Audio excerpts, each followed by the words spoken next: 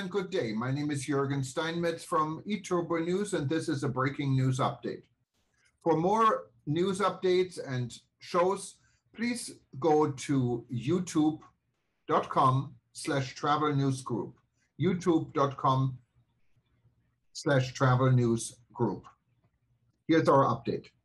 New exhibition mocking Chinese leader Xi Jinping opens in Italy. Chinese officials tried to put pressure on the city to cancel the event, but organizers went ahead anyway in a bid to support freedom of expression.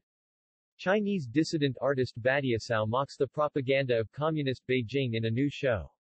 New show denounces political repression in China and Chinese censorship of the origins of the COVID-19 virus. Ahead of the show's premiere, China urged Italian officials not to let the exhibition go ahead. In a museum in Brescia in northern Italy last Saturday, art exhibition, China is Not Near, by the dissident artist from Shanghai, Badiasao, opened in a museum in Brescia in northern Italy. It is already rumored that this exhibition could lead to a major diplomatic scandal. The dissident artist is famous for his works that criticize China's human rights record, and this exhibition is no exception.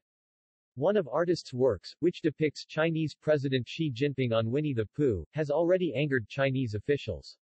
4 years ago, the Disney character fell into disgrace with Chinese authorities, and Chinese social networks began to urgently delete pictures of Disney's Winnie the Pooh, because he looks like Xi Jinping. The artist also paid tribute to the Chinese doctor from Wuhan Li Wenlang, who was the first to report the coronavirus outbreak by depicting policemen chasing protesters. And on one of the mock posters for the upcoming Winter Olympics, the artist shows a biathlete pointing a rifle at a blindfolded Uyghur prisoner. Chinese officials tried to put pressure on the city to cancel the event, but organizers went ahead anyway in a bid to support freedom of expression. In an official letter to the mayor of Brescia, the People's Republic of China's embassy in Rome stated that the artwork is full of anti-Chinese lies, and that they distort the facts, spread false information, mislead Italians, and seriously offend the feelings of the Chinese people. City officials and museum curators, however, pressed forward with the plans for the show. "I had to read this letter twice because it surprised me," recalls Deputy Mayor of Brescia Laura Castelletti, calling it an encroachment on creative freedom. The request to cancel the exhibit, she adds, only got more attention.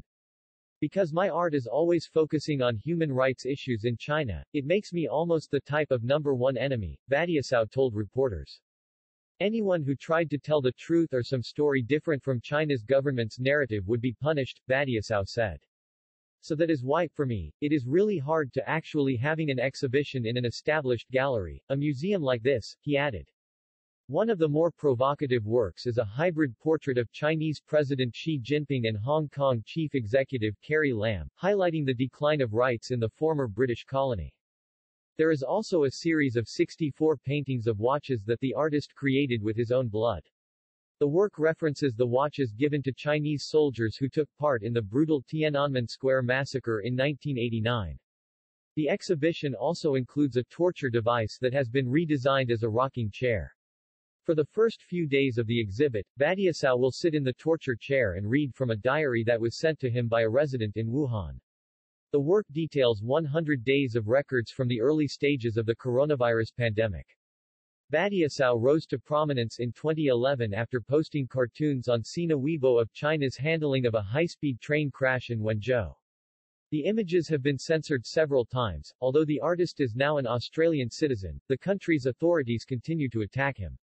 In 2018, a planned exhibition of his work in Hong Kong was cancelled due to security reasons.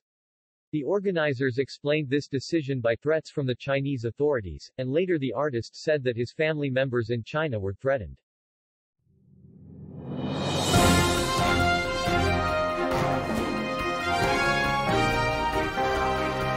Thank you for listening to our news update. There's more on youtube.com/travel news group. Or you can read us, of course, in going to our news portal at eTurboNews.com or travelnews.online.